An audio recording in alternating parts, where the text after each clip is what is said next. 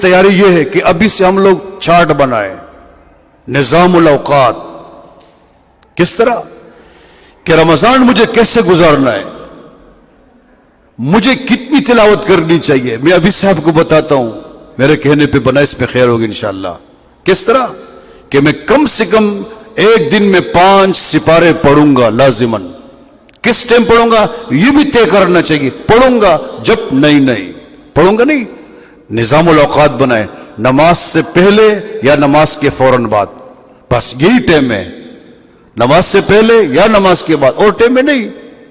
تو 5 سپارے اگر اس طرح ہم پڑھیں گے، میں اندازہ نہیں لگا سکتا کہ ہمیں کتنا ثواب ملے گا. کم سے کم 5. لیکن اس کے علاوہ آپ 3 بجے کا ٹائم ہے، گھر میں 10 بجے کا ٹائم ہے، عصر کے بعد کا ٹائم آپ فارغ ہے، قرآن اٹھاؤ. کوئی مشکل کام تو نہیں. میرے دوست ہیں جاننے والے، وہ قرآن کا حافظ نہیں ہے، زبانی قرآن نہیں پڑھا ہوا ہے. جب رمضان آتا ہے 24 گھنٹے میں ایک قرآن پڑھتا ہے.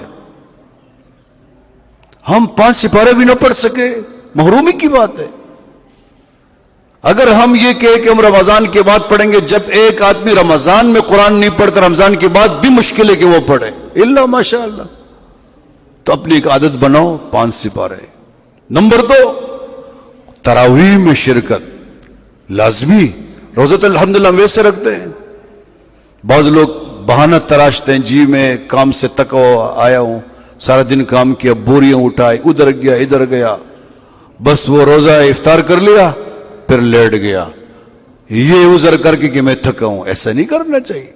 اس کے علاوہ ابھی سے تہیہ کر لے کہ جب سحری کے لیے مجھے ویسے بھی اٹھنا ہے، سحری کے لیے تو میں کم سے کم 2 رکعت نفل نماز تہجد پڑھوں گا، لازماً پڑھوں گا. بس جب سحری کے لیے ویسے بھی اٹھنا ہے جی صاحب، تو 2 رکعت پڑھے. ہم لوگ سنتے کہ 20 رکعت ہے، سنتے 12 رکعت ہے. بھئی پیغمبر صلی اللہ علیہ وسلم سے 2 رکعت بھی ثابت ہے. 2 رکعت بڑی بات ہے. تم پھر 4 پڑھو، پھر تم 8 پڑھو، 20 پڑھو، کم سے کم 2 کا ثواب. فائدہ اس کا کیا ہوگا؟ سال بھر کے 11 مہینوں میں اگر خدا نہ خواستہ آپ کو توفیق نہیں ہوئی تہجد پڑھنے کی، اس مہینے میں ہوئی ہے، یہ بہت بڑی بات ہے، بہت بڑی بات ہے. قیامت کے دن تہجد گزاروں کی صفوں میں آپ اٹھا دیے جاؤ گے. آپ تہجد گزار ہوں گے.